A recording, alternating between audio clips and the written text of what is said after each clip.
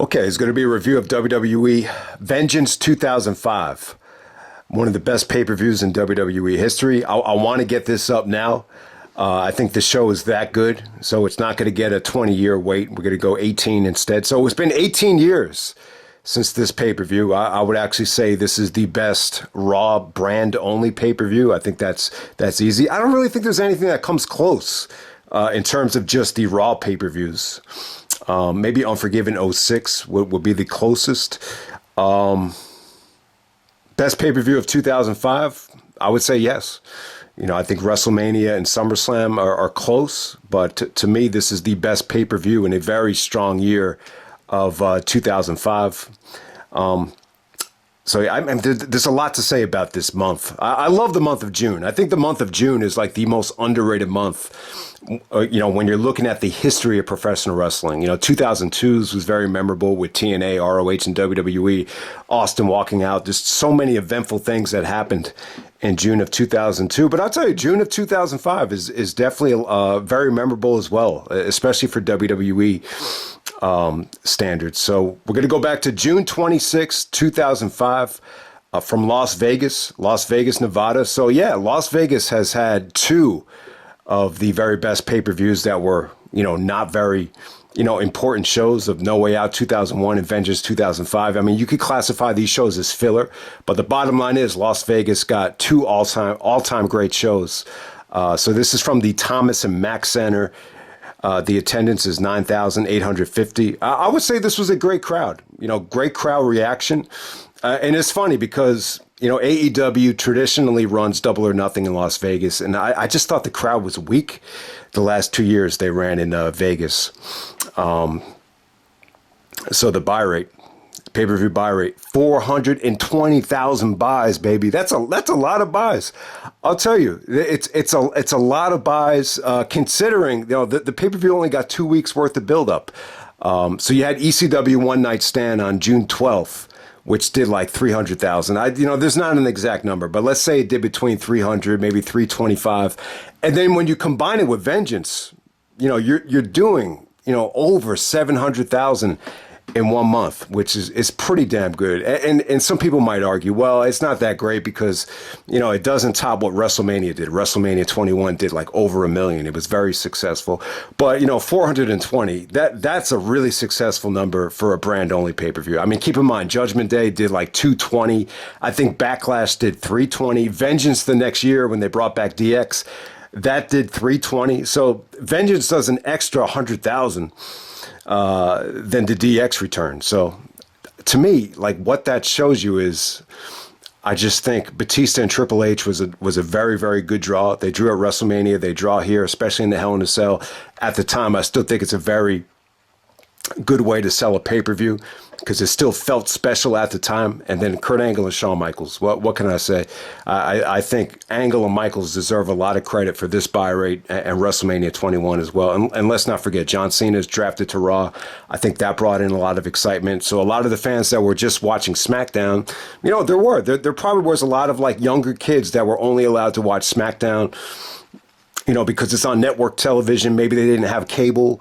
So possibly you're bringing in a lot of those younger kids that were becoming older to order this show. So very, very successful buy rate. And like I was saying, guys, I just think this is a very exciting month. You know, apparently Vince, and it's true, I remember the reports were that if you leak anything, you're going to get fired. So Vince did a really, really good job of protecting this draft. I mean, the way they did it was just really exciting. Every single week, you would get a top-level star drafted to either Raw or SmackDown, and just the way they set it up. So if anyone forgets the draft, it was Cena to Raw, Cena, Angle, Rob Van Dam, Carlito to Raw, and I believe SmackDown got Benoit. They got Benoit, Randy Orton, Christian, and then ultimately they would get Batista at the very end of the month. And I'll tell you, I just want to make clear, at the time, they did a really good job protecting it because, you know, there was a lot of inaccurate reporting at the time. They were saying, yeah, even though Cena's on Raw, the thought is that Triple H would never leave Raw, and the thought is that Batista's too big of a star for SmackDown, so he's going to stay on Raw as well. And it looks like Raw is just going to have two world champions. That's what was being reported reported at the time, and obviously that didn't happen. Batista goes to SmackDown as the world champion, which, definitely made a lot of sense. But at the time, you just didn't know how this was going to transpire. But I think when you look back on it, it just watching this month, it felt like Raw got the better end of the deal because, the Cena debut was just so mind-blowing and so unexpected. And Jericho sold it really well. And then, when Angle showed up, it was like, holy shit, Angle's on Raw. This feels different. It feels huge. But I think when you look at the talent pool in the fall of 2005, I think SmackDown got the better end of the deal. I just think they had better talent. And a lot of it had to do with Rob Van Dam not being healthy yet. I think RVD had been healthy.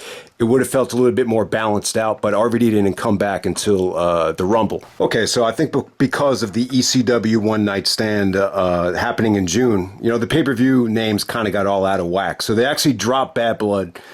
So they pushed Great American Bash back to July to be a SmackDown pay-per-view, and they moved Vengeance over the June to make it a Raw pay-per-view. So yeah, I think that was the right call. I like the Vengeance name. I think Vince liked the Vengeance ring a lot more than Bad Blood. But I think when you look at the legacy of Vengeance, which is pretty much a filler pay-per-view, it's not a big 5, obviously, not a big 4. But I would compare it to TNA's Sacrifice. I think unintentionally, Sacrifice probably has the most consistent line of TNA pay-per-views. And so I think the same could be said for Vengeance. I really do. I think, when you go back to 2001, Jericho won the Undisputed Championship, which got a lot of criticism at the time, but it was still a really, really good show, though, a good tournament, which is very underrated. I think a lot of it had to do with 9/11 and Triple H's return with the sledgehammer, with the Vengeance imprint.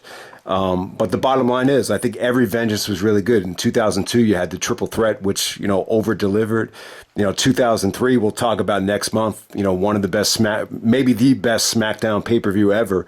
Vengeance 2004 had a great double main event with Orton and Edge, and Benoit and Triple H was really, really good, better than their Iron Man match. And, Vengeance 05, what can I say? Just the pay-per-view of the year for 05. Possibly the best Raw pay-per-view ever. And then in 2006, they brought back DX, which was an underrated show. You had Angle and Orton. Then you had RVD and Edge. It wasn't, the main event wasn't great. You think of it very negatively because of the Spirit Squad. Vengeance 07, that's really the only one that I would say sucked, and it was pretty much for non-wrestling reasons, which I won't get into, but you guys know what I'm talking about there. But, yeah, I don't know. I'm sure most people don't give a shit about the legacy of Vengeance because it's a filler pay-per-view. But, would I consider this the best Vengeance of all time? It's debatable. It's between 03 and 05, but we'll talk about 2003 for the 20th anniversary. But that's a tough one. That's a really, really tough call. But I think I might have to go with 03 over it. But you could really go either way. So that might lead to a good discussion. So let me know what you think. But yeah, man, we're going to get right down to it. Let's get right down to it. We got Carlito defending the Intercontinental Championship against Shelton Benjamin in the opener here. So Shelton loses the Intercontinental Championship to Carlito on Raw. He overshoots a high spot and he's selling an injury, and then Carlito, pins him. So they do the rematch at Vengeance. Yeah, I forgot about this. I had thought that Shelton lost the IC title here. But, most people know I'm not a big fan of this match. I think you can look back to this time where they really dropped the ball with Shelton. Obviously, Carlito is coming in from SmackDown as a draft pick, so you want to build him up as a big star. And they did. They branded him as one of the faces of the move to the USA Network. Remember, they had it branded as Characters Welcome. Then you see Carlito eating the apple with the Chia Pet haircut. So, I wasn't a big fan of Carlito, but he did have his moments, and I think he was a good worker when he wanted to be, but overall, I couldn't get behind the Carlito push, and when you got guys like Shawn and Flair burying him, down the road, it just, I think it was the wrong call. I think Shelton here had something going really, really good with the Intercontinental Championship. It felt like he brought it back up to the level where it needed to be. And I don't know. I don't know where it went wrong with Shelton, man. And there's even fans that are saying that Shelton sucks. They're chanting Shelton sucks in this match. And I'm just like, why are they doing it? Especially coming off of, some of the matches that Shelton just had. He stole the show at Backlash, stole the show in the Gold Rush tournament. Like, how do we get to this point with Carlito going over Shelton here? So, I thought the match was pretty good. They actually got 13 minutes out there. Carlito wins with the exposed turnbuckle, but Shelton looked good here. I think one of the problems with Shelton at the time, he was doing a stinger splash as one of his finishers. And I don't know, maybe WWE kind of held it against him because he's, obviously Sting was his favorite wrestler. It's almost like he's giving props to the competition. So I don't know what it is, man. Maybe that hurt him. But I was just thinking about this, man. I think they dropped the ball with Shelton.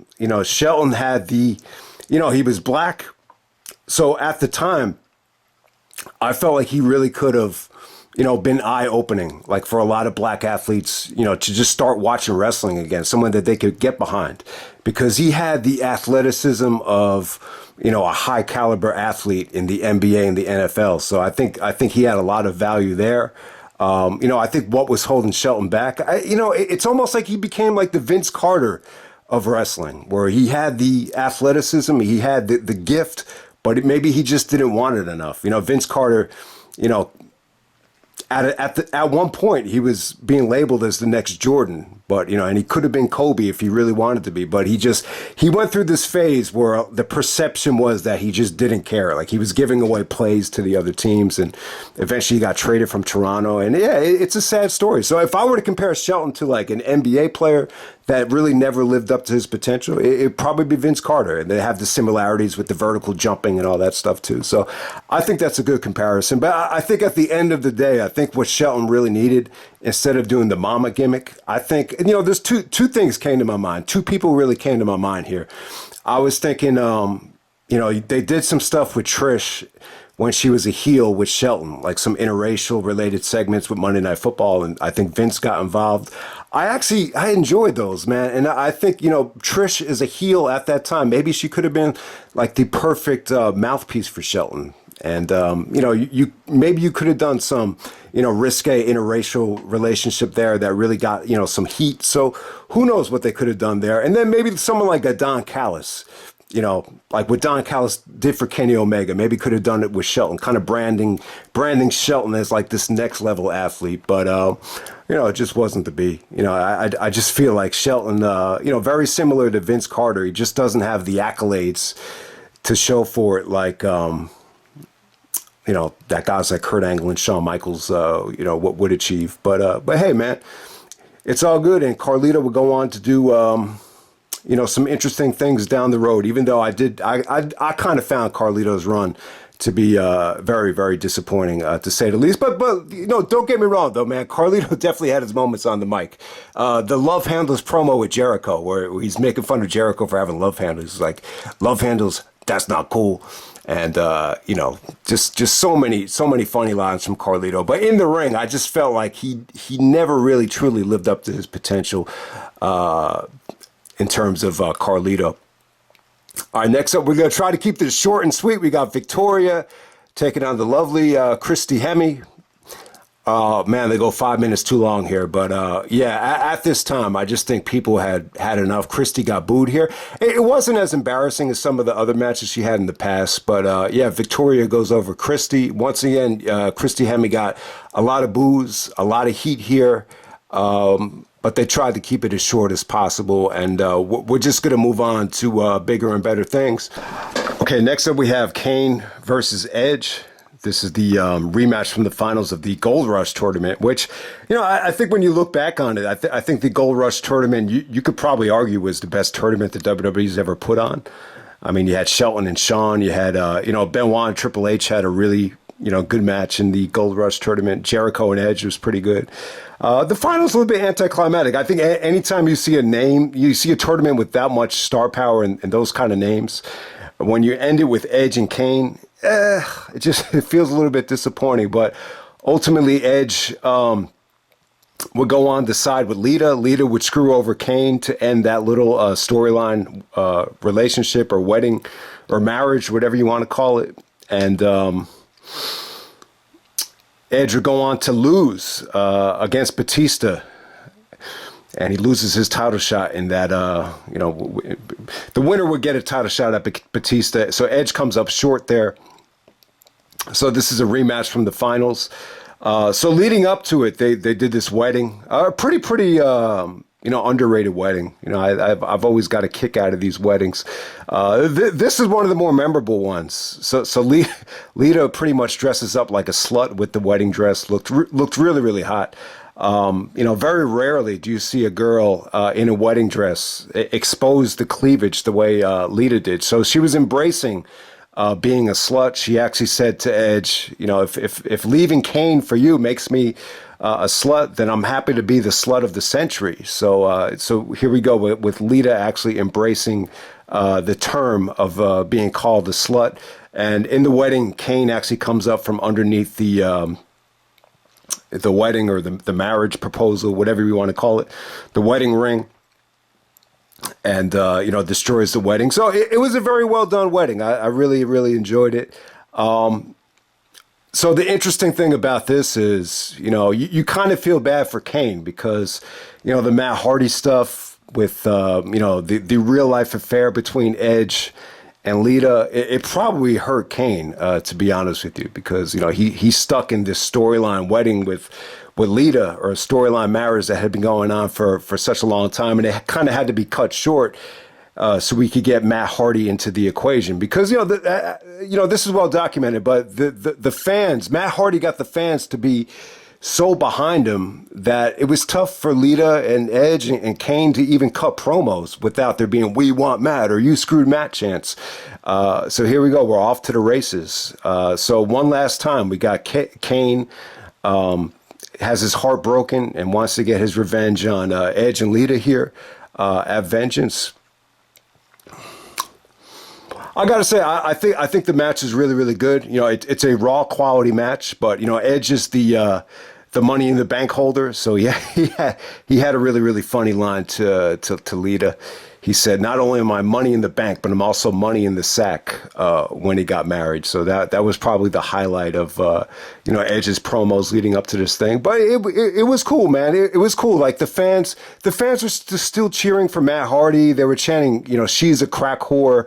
To Lita, we're coming off a one night stand where the fans actually got to hear that. So it actually carried over into Vengeance, which sounds kind of harsh, but it's all fun and good, in the entertainment business. So I thought that was cool. But in a match like this, I got to say the fans were hot for Kane. Even though like the storyline was exposed and everything like that, the fans was pretty much still into Kane.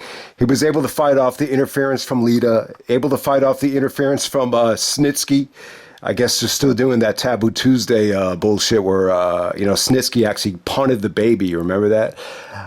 So that's still going on there. But yeah, the fans erupted when Kane hit the chokeslam on Edge. So everybody goes home happy.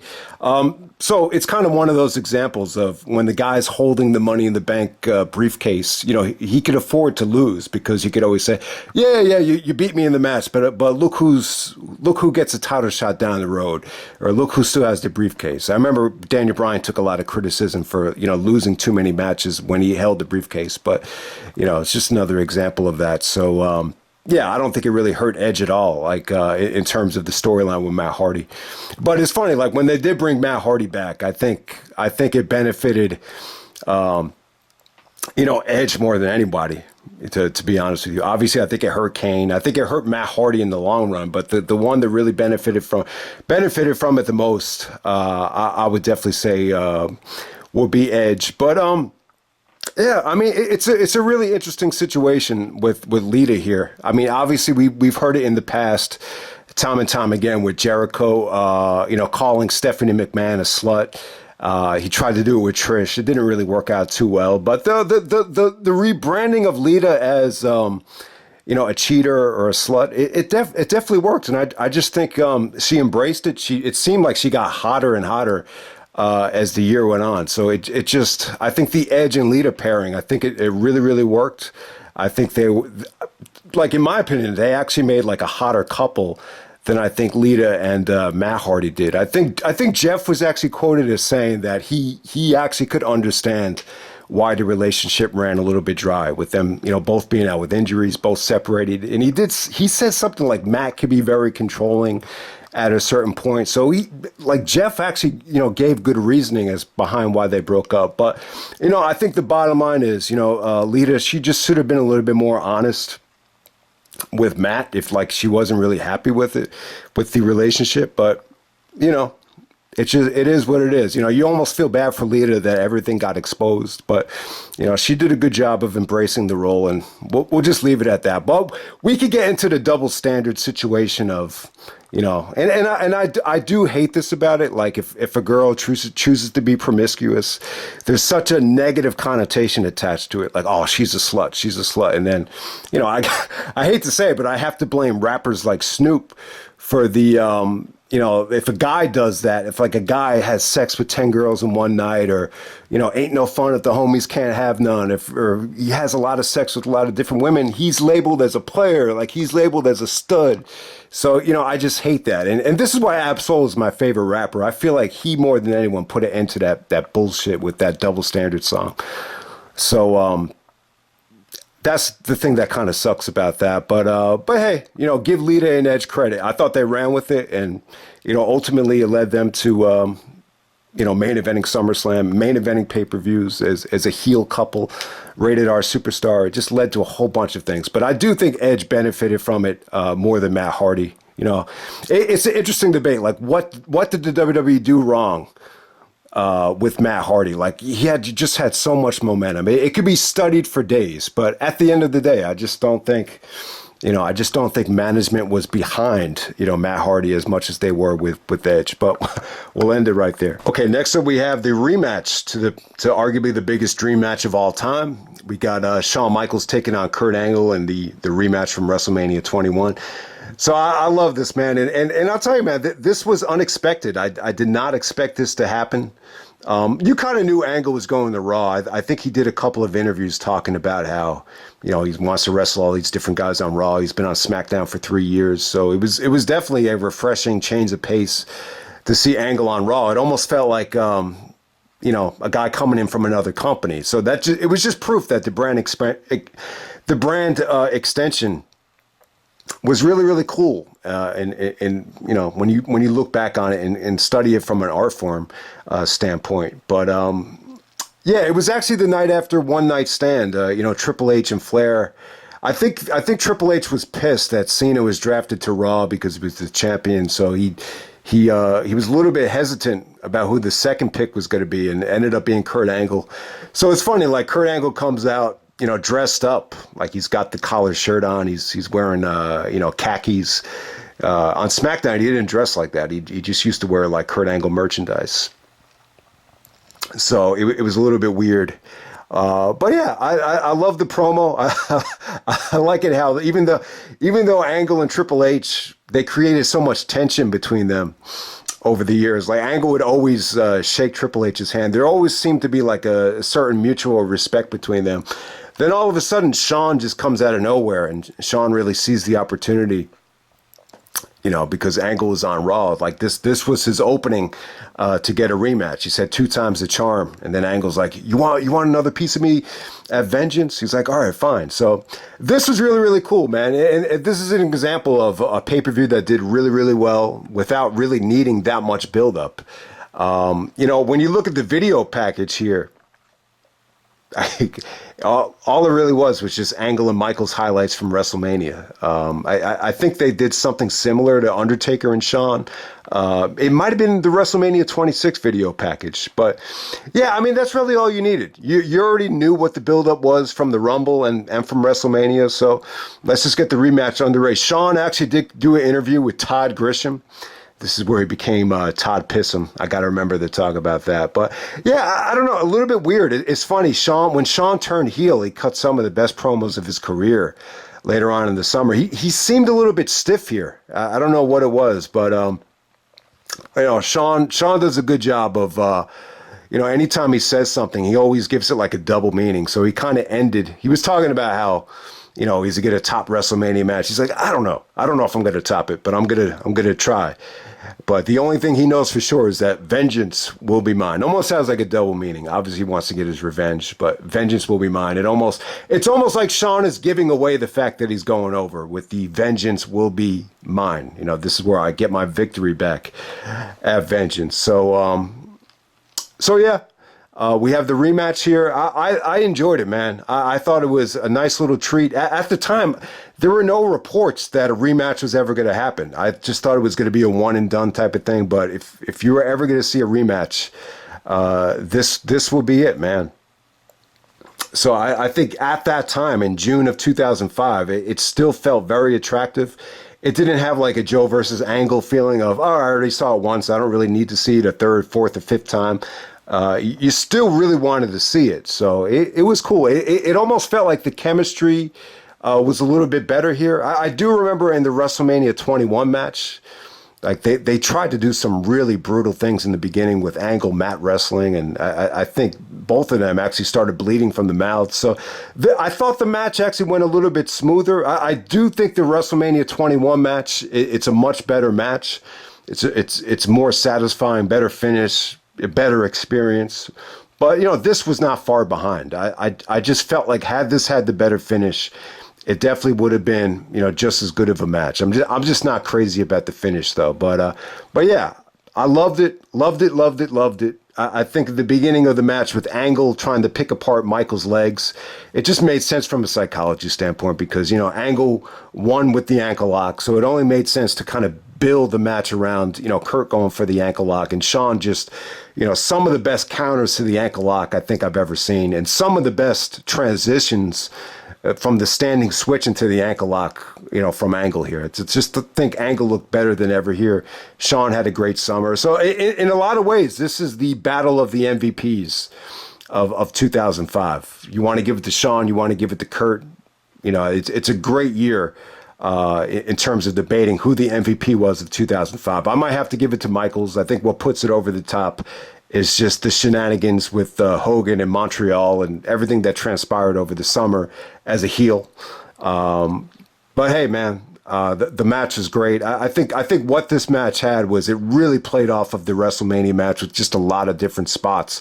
The Angle slam into the ring post was countered by Michaels. Instead of it, Angle intercepted Shawn, and he Germans him on the announce table. The table doesn't break, but you never seen that before. Someone take a German suplex, straight up onto the wooden board on top of the announce table. I thought that was really, really cool. It just felt like Angle had bursts of explosiveness here that the WrestleMania match was lacking. Shawn actually, dancing to hype up the super kick. Angle intercepts it and hits him with probably the most vicious clothesline I've ever seen Angle hit. His finisher was never a clothesline like Nigel, but just the way he hit it, it almost felt like a lariat that could have been a finisher. And obviously the buckle bomb. The buckle bomb became a trademark of Seth Rollins over the years. But yeah, the buckle bomb was sold really, really well here. Jerry Lawler even said, I know Shawn has a bad history with his neck. I think he meant to say Shawn had a bad history with his back. So, but hey, man, I thought the match was sweet. I do think like they could have done a better job of playing up the Angle slam as a finish and the super kick stuff. I think just could have been executed a little bit better. So, but yeah, the ankle lock stuff was great. Shawn did some great selling. Even when he took the bump onto the outside, he sold it like he had hurt his ankle on the backdrop. So I thought that was cool. But yeah, a lot of just overselling with the ankle lock. So Shawn's mentality was like, if I'm selling the ankle lock, I'm not going to be able to move. So why don't you just do something off the top rope like we did with Shelton? So I'll tell you that this Shelton finish is just out of this world. To me, like that's the better finish. It might be the best finish ever to a wrestling match where Shelton actually does the springboard from the middle of the rope and then Shawn hits him with the super kick. That finish was awesome. But to me, like it was more believable because, Shelton does the springboard lariat off the middle of the rope. To me, like Angle never goes to the top rope unless it's going to be a moonsault. He never goes to the top rope. To ask Angle to do a moonsault and then to get super kicked on the way down. I think we've seen the Young Bucks do that to certain guys, and that's a very, very dangerous move. So yeah, I think that's asking for too much. But I don't know. I just thought it came off a little bit goofy with Angle going up to the top rope. I just think you could see the finish coming a mile away. But it was cool, though. Angle actually kicked out of, one super kick. The kick out was much better this time. WrestleMania 21, he actually did not kick out in time. This time, he actually nailed it. He actually kicked out on the right time. Shawn kicked out of the Angle Slam. There was actually some good Germans here. You didn't get any German suplexes at the WrestleMania 21 match, but I don't know. For some reason, I just noticed that you got a lot more Germans here from Angle. And there were some really, really good counters to the Germans as well, which Shawn actually elbowed Angle right in the face to prevent one of the Germans, which was really, really, really sweet. It looked like Angle almost got a concussion from that elbow shot. So yeah, man, it's definitely a great match. Definitely awesome stuff. I just, the finish is still pretty damn good. I mean, you're getting a clean finish on a pay-per-view, which is something you would rarely get back in the day. So it's still really, really cool. I just think it's not quite as good as WrestleMania 21 for me, but I still think this is the second best match Angle and Michaels ever had. I will put this above the Iron Man match, whatever other matches they had on Raw. I think this shits on it. So to me, this was a really, really good version of Angle and Michaels. Plus, this is the very last time Shawn Michaels is in his 30s for a pay-per-view, so it's still a very young version of Angle and Michaels. Even though you could debate till the cows come home about, oh man, this would have been amazing if it happened in 96 or 03 or whatever, but it was still pretty damn good, man. Awesome. Definitely the match of the night, and probably the second best match of the year when you really think about it. Okay, before we get to the John Cena match, there's a time-killing segment. So yeah, the pay-per-view is really, really good. I mean, that's what makes it great. Like, there was so little filler here, but you still needed an extra segment to kill time.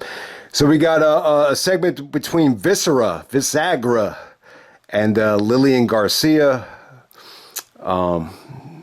Yeah, I mean, I think it was probably fun to watch. Like, if you're watching it with a lot of people, watching it back by myself, I found it to be very disturbing, very depressing. But I will say this: I think it's a more enjoyable segment for Mabel, aka Viscera, than the King of the Ring finals was in 1995. So I'd rather watch this bullshit than the King of the Ring 1995 finals, just for the record. The Godfather actually interrupts and comes down with the hose. Ultimately, Big Daddy V, aka Viscera, decides not to marry Lillian Garcia after the proposal and rides off to the races with all the hose. With the Godfather. So there we go with that. All right, let's move on to bigger and better things. We got John Cena coming to Raw. I can't believe it. It's John Cena. Jericho hyped it up on the highlight reel. And I got to tell you, like, if anyone out there did not live through this draft, man, you really missed out. And it was just really, really fun. It was really, really good, man. It was awesome stuff. They did a really good job of avoiding spoilers as well. So when Cena was drafted to Raw, everybody was going crazy, and Christian actually interrupts Cena on the highlight reel, and finally has a chance to go to toe with him. So,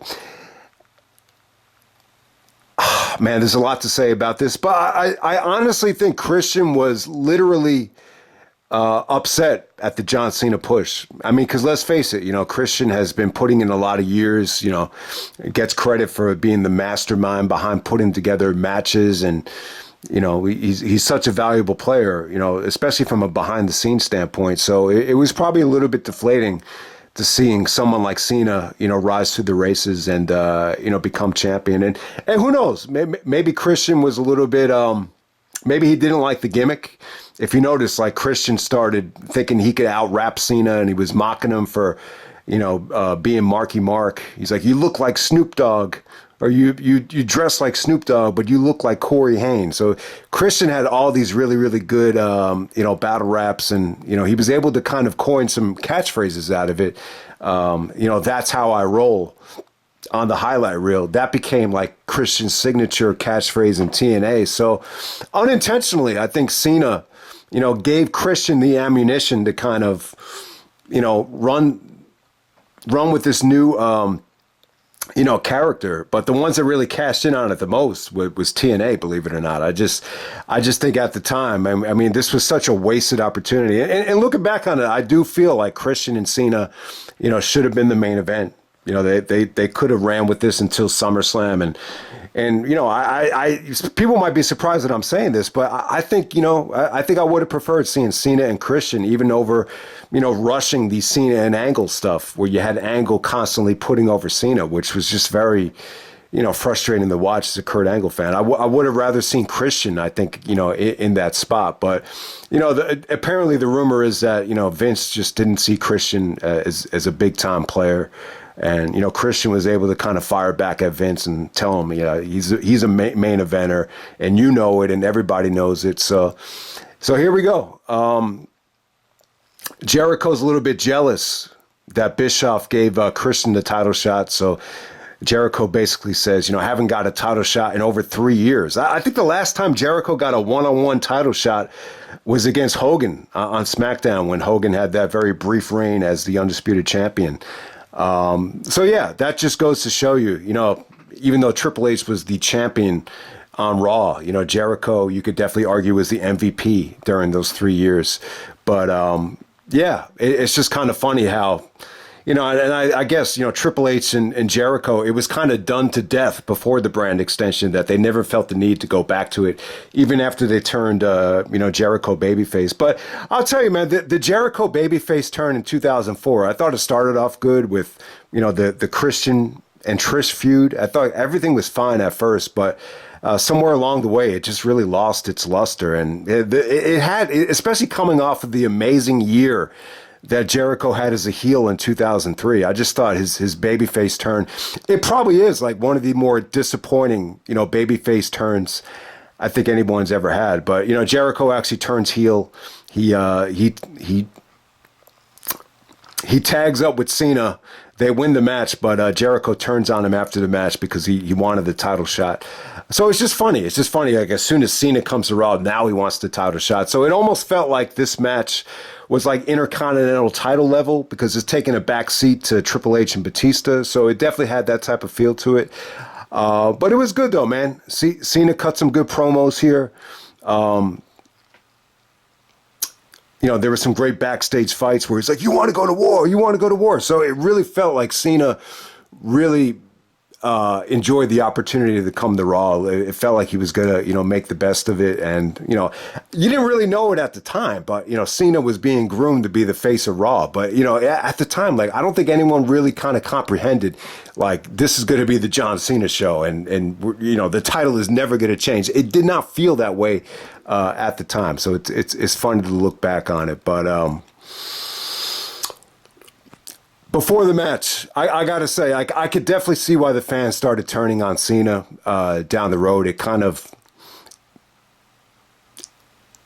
just reminded me of, why this happened, because obviously everybody loves John Cena now. I think you appreciate him that much more now. But the promos at the time, like they didn't feel like they did in 2003, where he had these awesome, battle raps that had such, amazing delivery. At this time, it almost felt like he was trying, it almost sounded like, the non-rapping promos, Cena sounded like he kind of had like an accent. It almost came across like, and I'll tell you, I hate saying this, but, a lot of times, I think Cena at this time almost came off like a white guy trying to be black. And a lot of people just hate that. I just remember being in school and, obviously I've gotten criticized for that, at certain times. But it wasn't just me. It was everybody, though. Like people would come up to me and say, why is so-and-so act like such a wigger? So you had that whole thing going on. And maybe some people just didn't like that. But that's almost how Cena kind of came across, like in the eyes of some people, I think, at the time. And, so I think, watching these back, like Cena's just he really got a lot better on the mic throughout the years. I just think in 2003, because of his gimmick and the heel and the rapping, he was able to kind of, just do the stuff that he wanted to do. The stuff with Todd Grisham it almost felt like he was trying to be too much like The Rock, where he was just trying to, mock the announcer like The Rock did with the coach, or The Rock did with Kevin Kelly and the Boogers. This is where Todd Grisham had a story about, pissing his pants in biology class in 10th grade, and that's where I became Todd Pissum.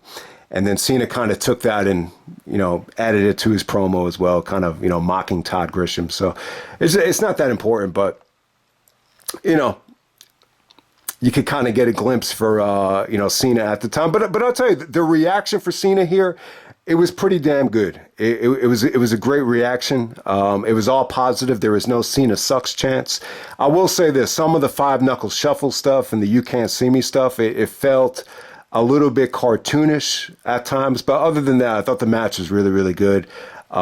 Christian was great here. This is really Christian's first, one of his first, maybe his first title shot on a pay-per-view ever. So, yeah, I thought the triple threat combination worked really, really, really well. Tomko actually got involved. He got sent to the back, and then he actually came back in. And some of the near falls were Cena kicked out with Christian pinning him. Christian kind of went back to the DDP stuff where he was showing the anger. So you saw Christian just slamming the mat and, acting in frustration. So, that was really, really cool. I thought Jericho was great here. I mean, I wasn't crazy about just throwing Jericho into this match, but I'm a huge Jericho fan, so I'm not going to complain about it. But I think at the time, the mentality was, Jericho's deciding to leave. We want to build up Cena as the face of the brand. Cena will look like a much bigger star if he goes over Jericho rather than Christian. So I think that's why they changed it to a triple threat. That's why Jericho got the spot at SummerSlam. But the match was really, really good. What people forget about this match, they actually did a triple suplex, which you saw time and time again in TNA. But I think that's the first time you got to see it in WWE. Just a lot of breakups here, just a lot of back and forth with guys kicking out and guys making saves. The DDT on the outside was pretty sweet from Cena. Trying to think of what else happened here. I really like the ending, man. So Cena actually, fights off the interference from Tomko. He has Christian as in the FU position, the attitude adjustment position, and he uses Christian's feet, his boots, as a weapon to knock Jericho out. And then he gives Christian the attitude adjustment. And that's pretty much it. Christian was drafted to SmackDown. And I think that was the wrong call. I really do. I think that was a big mistake. They had him lose to Booker T. He wouldn't sign a contract. Ultimately, the rest is history. Christian jumps to TNA. Christian did make the point that, there was rumors that he was offered a very, embarrassing contract offer, a lowball offer. But he shot it down. He said that was not true. He was offered a very, very good deal, but he just didn't want to sign. I just think he wanted a break. I think he saw that Jericho was taking a break, and I just think he said, fuck it. I want a break too. I'll be able to, keep wrestling in TNA at a very minimal schedule. It's just, what was it, like a 45-minute drive to the Impact Zone for Christian? Jarrett even said that, Christian wasn't that expensive. So it just worked well for both parties. It definitely worked a lot better for TNA as well. But you always say to yourself, what if Christian stuck this out and was just used a little bit better? I think WWE did drop the ball with Matt Hardy and with Christian, but the triple threat match is really, really, really fun. I mean, you could argue that it felt like an icy title match because it's kind of going on underneath the Hell in a Cell. But it was pretty damn good, pretty damn entertaining, underrated stuff. I really, really loved it. I loved all three of these guys were great. Okay, next up we got Batista taking on Triple H in the Hell in a Cell. I got to say, this is a great Hell in a Cell match. One of the very best Hell in a Cells still, I think, to this day. And probably Triple H's second best Hell in a Cell match. I think I put the one with Foley from No Way Out 2000 above this, but I would actually say this is better than the Nash Hell in a Cell, better than the Shawn, definitely better than the Shawn Michaels Hell in a Cell from Bad Blood, which I just think that went way too long. So this still goes really, really long, but it's still only half of what Shawn and Triple H did. I think they went like 50. This went about 26 minutes. So they packed in a lot of action, and it was just long. It was brutal. Triple H actually ended up taking the rest of the summer off until they moved to the USA Network. So I think a lot of times too, like, and I'll use this analogy too. I think sometimes when you're studying for a test at the end of the year, and like this is it, this is it, and then when you know that you could actually get some rest, it actually helps. Like if Triple H like had to wake up at 6 in the morning and take a ride to the city and hop on a train, it probably wouldn't have been that good. You probably wouldn't have been able to just let it loose like this. But I think when you're taking time off and you can let these injuries heal, you could just go out with a bang. And that's exactly what Triple H did here. He got a standing ovation. That's the great thing about having these DVDs still. Like, you get these little bonus videos where you actually get to see the standing ovation. So that's one perk about having the DVD. And by the way, the Vengeance DVD, this is the first DVD I think I bought at Walmart. And I'll tell you, like, I wish I had known sooner that Walmart actually sold these WWE DVDs because they were so cheap. They were like 14, 15 bucks.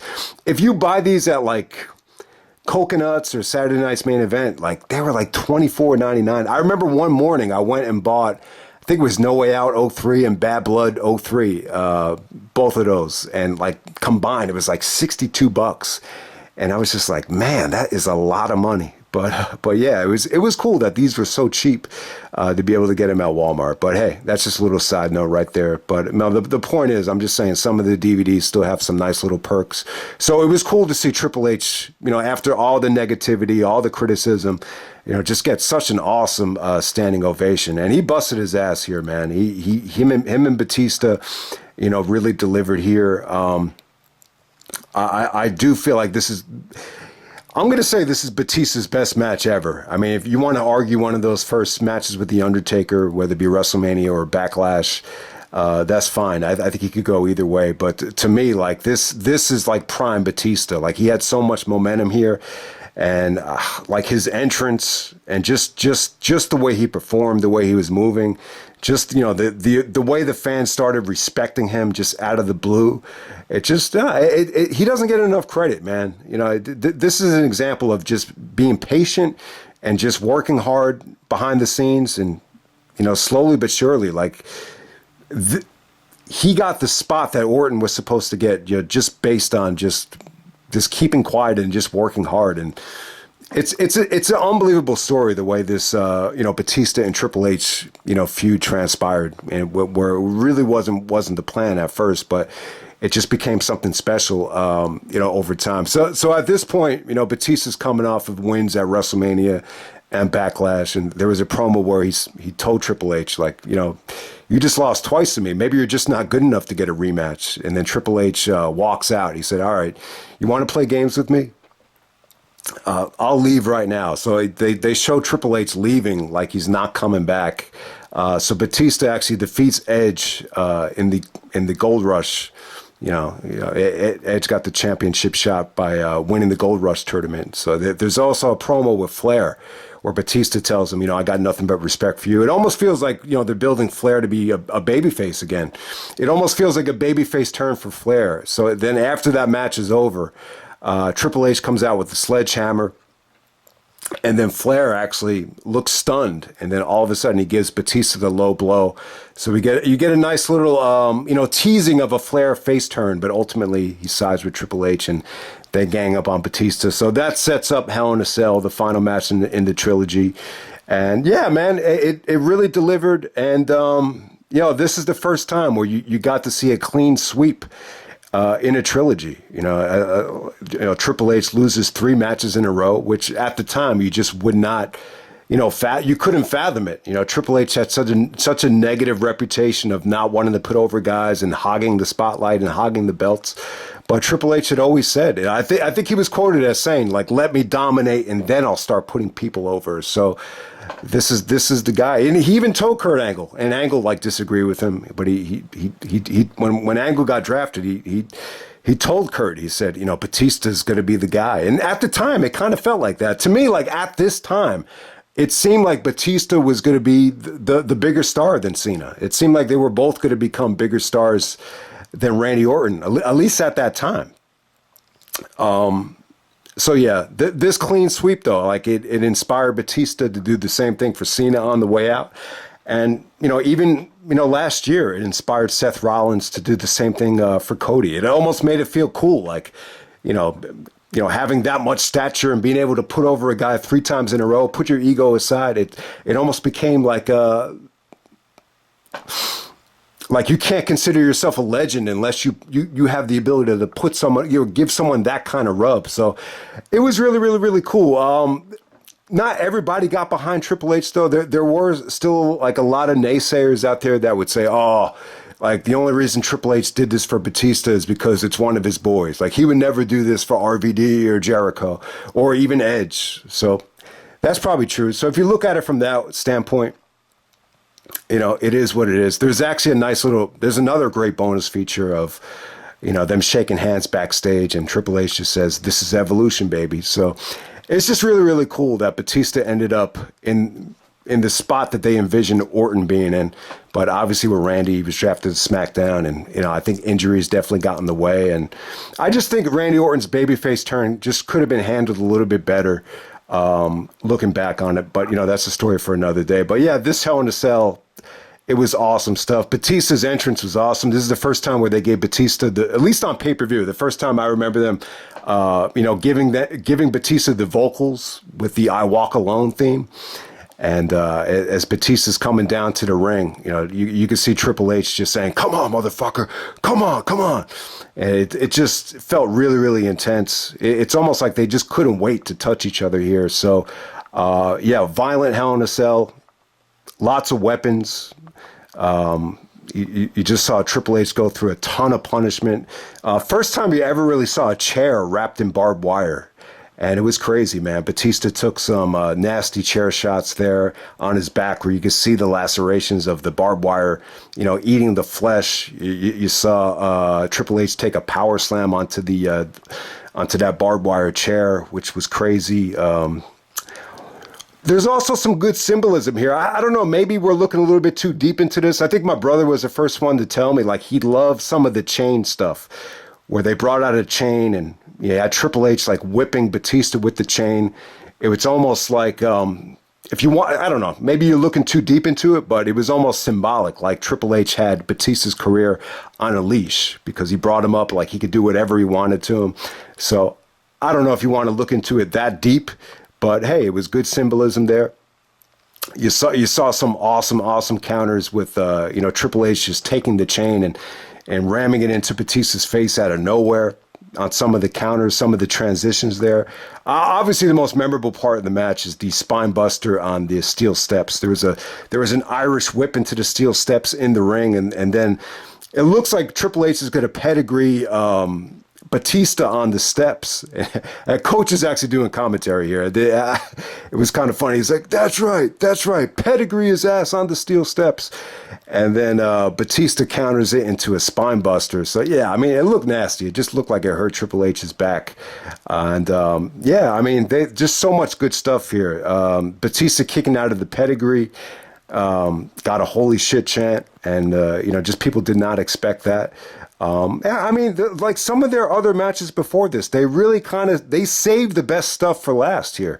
You didn't see a lot of kickouts of the pedigree at WrestleMania. They didn't overkill it with a lot of near falls. They saved like everything for this match. So it kind of leads you to that discussion, like, how come Triple H like really thrives like in this environment, like in these, gimmick matches, whether it be Hell in a Cell, ladder matches, Iron Man matches, 3 stages of hell matches, last man standing matches. There's really not a lot of Triple H matches you could look back to and just say, oh, that was a great, one-on-one pure wrestling match. Like really, the only one that really comes to mind is the match he had with Shawn. Like even some of the matches he had with The Rock.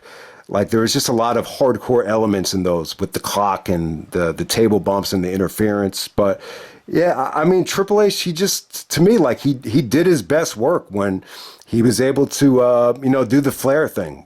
When he was able to bleed and bump and, pay the price. And, Flair, you could tell Flair loved this match. He loves cage matches. He loves matches that get really bloody. And I love the ending though, too, man. So when Triple H takes out the sledgehammer, it looks like he's going to do the WrestleMania 17 spot that he did to Taker, but Batista he got him up so high and he's so strong that Triple H just he wasn't able to to hit it in time. And Batista wins with the Batista bomb. And yeah, great match, man. Awesome, awesome stuff. I mean, this was so good. You could actually argue it as match of the night. And they did a really good job of hyping this up, that Triple H was undefeated in Hell in a Cell singles matches. So he was actually in the Hell in a Cell, the Armageddon match, when Angle won, but that was a multi-man, 6-man Hell in a Cell. So this was the only time he was in he lost a, singles Hell in a Cell match. And it's so funny, like at this time, like Hell in a Cells would only involve Triple H and Undertaker. I think I even said, like, at one point, we're like, man, can we ever get a Hell in a Cell that wasn't Triple H and Undertaker being involved? I can't even remember. What was the first Hell in a Cell match that did not involve Triple H and The Undertaker? You might have to go back to maybe Hell in a Cell 2009. I don't even know, man. Can anyone tell me what was the first Hell in a Cell to not feature Triple H or The Undertaker? But hey, man, it was an awesome match. In terms of Batista, though, like a lot of people say, the move to SmackDown really killed his momentum. It wasn't the move to SmackDown to me. It was just getting injured, because I think Batista still had this rhythm. He still had this momentum when he was doing the stuff that he did with Eddie. I love the stuff he did with Eddie, even though the match wasn't that great, that they had a No Mercy. I think the biggest problem with Batista was just the injury. When he got injured and he didn't come back until the match with, I think it was Mr. Kennedy at Great American Bash. I could just tell, like, he just wasn't moving the same. He just didn't have the same connection to the fans. So to me, like, I think that's what hurt his momentum more than anything. It wasn't the move to SmackDown. I mean, I can see why a lot of people say that, because the JBL matches kind of sucked when he moved over to SmackDown. But yeah, and it was funny. When you go back to this pay-per-view, the reports were that Batista and Cena, like, were going to be on the same show because Batista was too big of a star to move to SmackDown. But obviously, SmackDown needed a champion, so it only made sense. But at the time, though, like I think it's almost like that Booker T thing took on a life of its own. And when Booker T went to SmackDown, the storyline was that he didn't want to be on SmackDown. He's like, man, I hate SmackDown. I want to stay on Raw. But in real life, I believe Batista hated SmackDown. Like, he did not like JBL. He didn't find him interesting. He just thought a lot of people felt the same way. Like, after Brock left, SmackDown just sucked because Kurt Angle wasn't wrestling. Benoit wasn't there. Edge wasn't there. It was a totally different show. So it's actually true. Like, Batista he probably was reluctant to go to SmackDown, but obviously that's what happened. But hey, man, Vengeance 2005, awesome show. And yeah. It's just amazing how successful this show was. I mean, wow, 700,000 buys plus for ECW and Vengeance in the same month. It's pretty damn good. I think the company was clicking on all cylinders in 2005. I would actually put 2005 over 2004. I don't know if a lot of people would disagree with me, but yeah, I just felt like the company really felt fresh at the time. So hope everyone enjoyed the review. If there's anybody out there that loves WrestleMania 21 and for some reason you never saw this show, do yourself a favor and go see it, man. You had some amazing matchups here. You had great star power, great matches, successful buy rate. It really does check all the boxes for me. So that's pretty much it, guys. Hope you enjoyed it, and I'm out. All right.